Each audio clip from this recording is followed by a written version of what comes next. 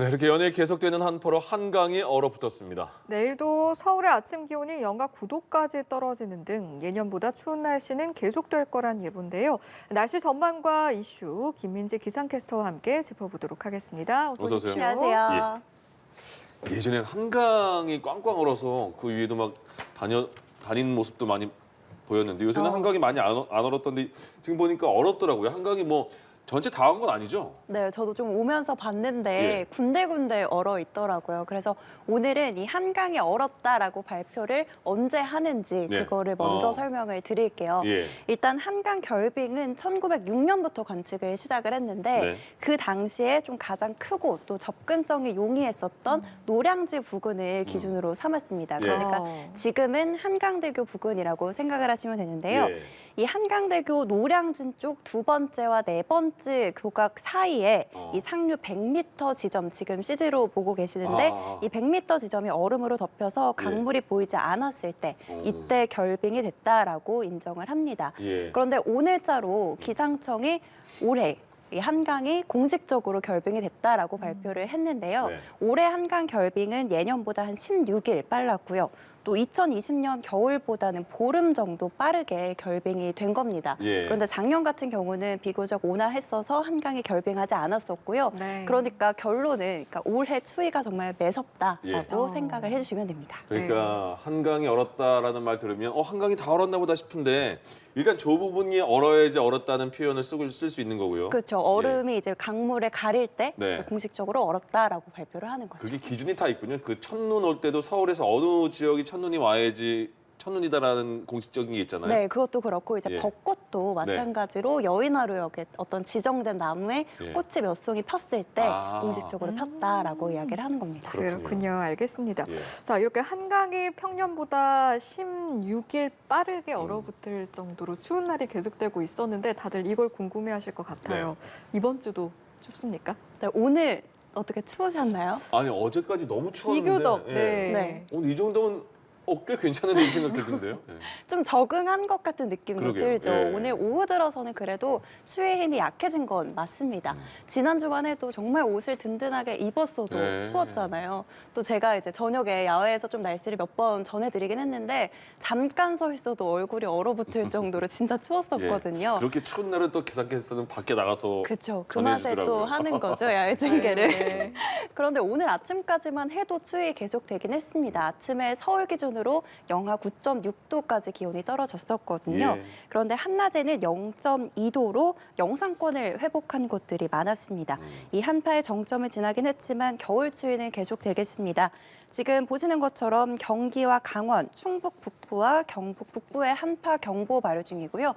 그 외 내륙 많은 지역에 한파 주의보가 내려져 있는데요. 네. 내일 아침도 서울의 기온 영하 9도까지 떨어지면서 오늘과 좀 비슷하게 추위가 이어지겠고 한낮에는 서울 1도 보이면서 오늘과 비슷하거나 약간 기온이 높겠습니다. 예. 또 내일 날씨도 이어서 말씀을 드리면 네. 별다른 눈비 소식 없고요. 네. 대체로 맑거나 가끔 구름이 많은 정도겠습니다.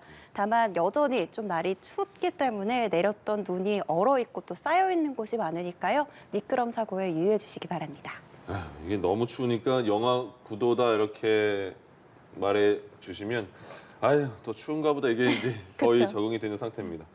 최근 되게 많이 추워서 뭐 미끄러지기도 많이 하시고 차도 막 잘 안 가니까 뒤에서 많이 밀어주는 영상도 많이 봤잖아요. 배터리도 나가는 경우가 많고 차량 뭐 관리도 좀 조심해야겠어요. 한파에는. 네, 이게 겨울철에는 아무래도 길이 미끄럽다 보니까 사고도 네. 많이 발생을 하고요.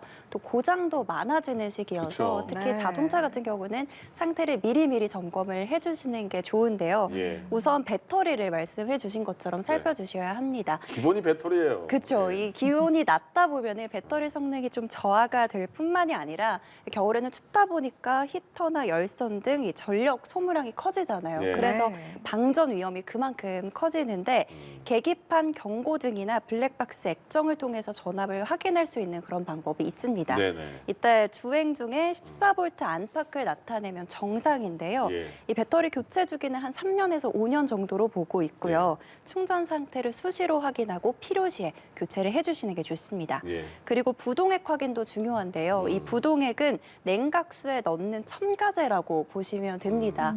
이 냉각수가 얼지 않게 해주는 게 주 역할이고요. 라디에이터 같은 부품의 부식을 또 방지해 주거든요. 네. 그런데 여름에 냉각수가 부족하거나 과열 방지를 위해서 물을 많이 넣었다면 이 부동액을 넣어서 어느 점을 좀 낮춰주는 게 중요한데요. 예. 이 물과 부동액의 비율이 5대5 정도로 희석을 해주시는 게 좋다고 합니다.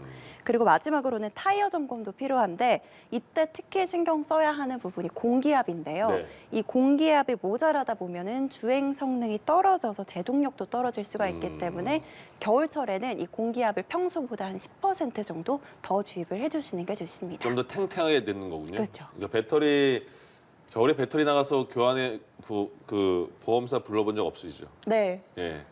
한번 부르면 배터리 점프한다고 하잖아요. 점프하면 네네. 배터리 그 용량이 반으로 훅 떨어져서 바로 되더라고요. 네. 예. 또 특히나 또 아침 출근길에 그런 경우가 많잖아요. 난리 아닙니다. 그렇죠. 그러니까 가뜩이나 바쁜데 네. 더 당황할 수가 맞아요. 있으니까 네. 미리 점검을 해주시기 바랍니다. 네. 네, 이렇게 강한 추위에 차량 관리 어떻게 하면 되는지 함께 짚어봤는데 사실 지난주에 추위도 추위인데 그 미끄러운 눈길 맞아요. 그리고 눈이 정말 많이 내렸잖아요. 이거 참 고민이었는데 이번 주는 어떨까요? 네, 우선 추위부터 간단하게 말씀을 드리면 앞서 말씀드린 것처럼 주 초반부터는 기온이 차츰 오르겠지만 아침에는 계속해서 영하 10도 안팎을 보이면서 춥겠고요. 예. 한낮에도 지난주만큼은 아니지만 평년 기온을 계속 밑돌면서 춥겠습니다. 그리고 지난주 같은 경우는 눈이 자주 내렸고요. 특히 충청, 호남, 제주를 중심으로 폭설이 쏟아졌었거든요. 예. 그런데 이번 주 초반까지는 대체로 맑은 날씨가 이어지겠고요. 수요일에 서쪽 지역을 중심으로 다시 눈이 내리겠습니다. 이때 수요일 새벽부터 오전 사이에 중부를 중심으로 눈이 한 차례 내리고 또 늦은 오후부터 서해안에 다시 눈이 내리겠는데요. 충남과 호남, 지난주에 이미 많은 눈이 내렸던 이 지역은 목요일 오전까지 조금 더 길게 이어지겠고요. 예. 이후에는 대체로 맑은 날씨가 이어지겠습니다. 어릴 때는 눈 오는 게 굉장히 좋았는데 점점 시간이 갈수록 굉장히 낭만이 없어지는 건지 별로 안 좋아지네요. 아직 눈 오는 게 좋아요? 저는 좋더라고요. 그러니까요. 운전을 안 해서. 알겠습니다. 여기까지 듣겠습니다. 잘 들었습니다. 김민지 기상캐스터였습니다. 감사합니다.